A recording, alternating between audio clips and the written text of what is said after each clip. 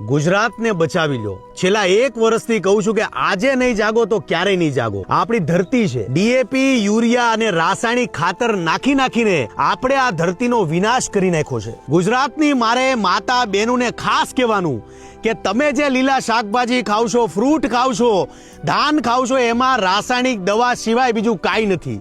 અત્યારે હાલત આપણી એ છે કે ગુજરાતમાં કેન્સરના રોગો ઘરે ઘરે પ્રસરી રહ્યા છે। અને યાદ રાખજો, જે લોકો અતિશય દવા છાંટી રહ્યા છે એ પાપના ભાગીદાર બની રહ્યા છે।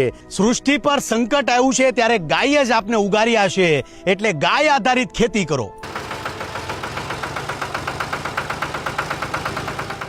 200 લીટરના 2 કેરબામાં આજે હું બનાવું છું ઓર્ગેનિક ખાતર, અને ઓર્ગેનિક ખાતર બનાવવા માટે આ 12 વસ્તુ આપણા માટે વરદાન છે। ગૌમૂત્ર છે, છાણ છે, લીમડો, આંકડા અને સીતાફળના પાન, હળદર, હિંગ, ચણાનો લોટ, બકરીની લીંડી, ગોળ, છાશ છે અને વડલાની નીચેની માટી છે। આપણે લીધું છે 120 લીટર ગૌમૂત્ર, એટલે 2 બેરલમાં આપણે નાખશું 60 લીટર ગૌમૂત્ર। લીમડાના પાન, આંકડાના પાન અને સીતાફળના પાનને આપણે તોડી અને વ્યવસ્થિત આપણે એને કૂટવાના છે। તમે સિલબટ્ટાની ઉપર પણ કૂટી શકો છો અને તમે મિક્સરનો ઉપયોગ પણ કરી શકો છો।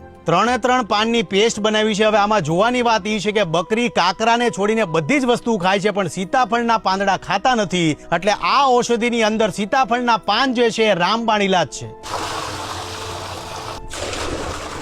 બકરી બધી જ વનસ્પતિ ખાય છે, એટલે બકરીની લીંડીમાં બધા જ પોષક તત્વો રહી છે, એટલે 2 બેરલમાં આપણે અડધી બકરીની લીંડી નાખશું। બે બેરલમાં છાશ નાખશું હવે 50 લીટર। વડલાની ધૂળમાં પોઝિટિવ બેક્ટેરિયા રહ્યા હોય છે, જે જમીન માટે સારા હોય છે, એટલે વડલાની ધૂળ મસ્ત છે। 40 કિલો ગોળ નાખશું આપણે, 5 કિલો ચણાનો લોટ નાખશું આપણે, 2 કિલો હળદર, 500 ગ્રામ હિંગ।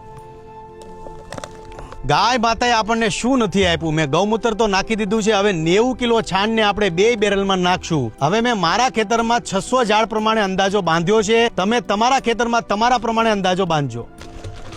આ ગાય માતાનું છાણ આપણે 2 બેરલમાં નાખશું। હવે 2 કેરબાની અંદર આપણે પ્રોપર મિશ્રણ અનુસાર પાણી નાખી પ્રોપર હલાવીને 15 દિવસ છાયામાં મૂકી દો, એટલે તૈયાર થઈ જશે આપણું ઓર્ગેનિક ખાતર।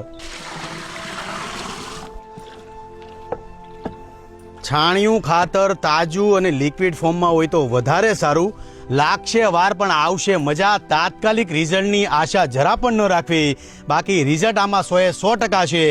2 હાથ જોડીને વિનંતી કરું છું કે ડીએપી છે, યુરિયા છે કે રાસાયણિક ખાતર નાખીને પાપના ભાગીદાર બનોમાં ઈશ્વરનો ડર રાખીને પ્રાકૃતિક ખેતી તરફ વળો। જય માતાજી, જય શ્રી કૃષ્ણ।